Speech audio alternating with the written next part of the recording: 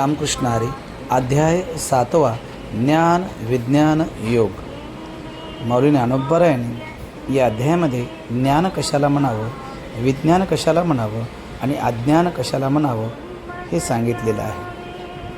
मी देह आहे, मी ब्रह्म आहे, ही जाणीव न स्फुरणे याला ज्ञान म्हणतात.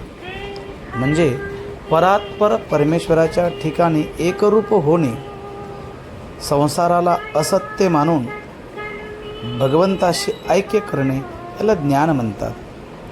आणि जो नामरूपात्मक प्रपंच आहे, दृष्टीस पडणारा जो प्रपंच आहे, संसार आहे, ते विज्ञान होय.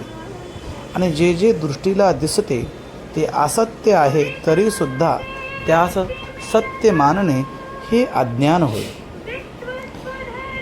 हे माऊलीने या ठिकाणी सांगितले. त्याचबरोबर माऊली सांगतात, देव हा सर्वाधी साक्षी आहे. देव अष्टदा प्रकृतीच्या माध्यमातून या जगताची निर्मिती करणारा देव आहे. पृथ्वी, आप, तेज, वायू, आकाश, मन, बुद्धी, अहंकार या अष्टदा प्रकृतीच्या माध्यमातून देवाने मायेकरवी या जगताची निर्मिती केली. देव प्रकाशाच्या रूपाने आहे. देव वेदातील ओमकाराच्या रूपाने आहे. देव आकाशातील शब्दांच्या रूपाने आहे. जे जे सर्व शाश्वत आहे ना, ते सर्व देवाचे अस्तित्वच तर आहे ना.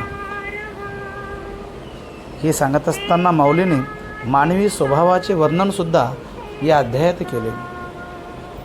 काही माणसं आसुरी स्वभावाचे असतात, तर सत्पुरुष हे नेहमी इतरांचे हित चिंतित असतात. जे व्यक्ती दुसऱ्याची निंदा करत असतात त्यांचा स्वभाव आसुरी स्वभाव शास्त्रामध्ये मानला गेला आहे. त्याचबरोबर माऊलीने या अध्यायात भक्तांचे प्रकारही सांगितले आहेत. भक्त 4 प्रकारचे भक्त माऊली सांगतात: अर्थ, अर्थार्थी, जिज्ञासू आणि ज्ञानी. अर्थभक्त याचा अर्थ जो ज्यावेळेस माणसावर संकट येतं, दुःख येतं, संकटाच्या प्रसंगी, दुःखाच्या प्रसंगीच देवाची आठवण जो करतो ना, तो अर्थभक्त होय. फक्त पैशासाठी, धन मिळवण्यासाठी देवाची भक्ती करतो ना, तो अर्थार्थी भक्त होय.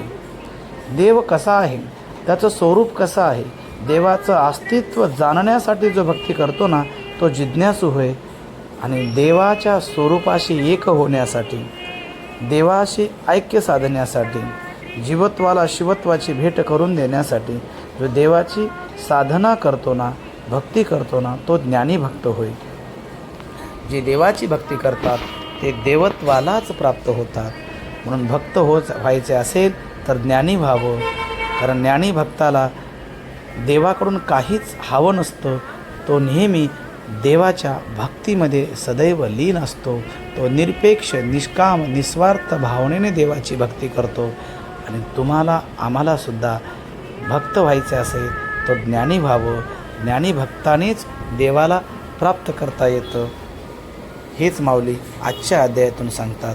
रामकृष्ण हरी.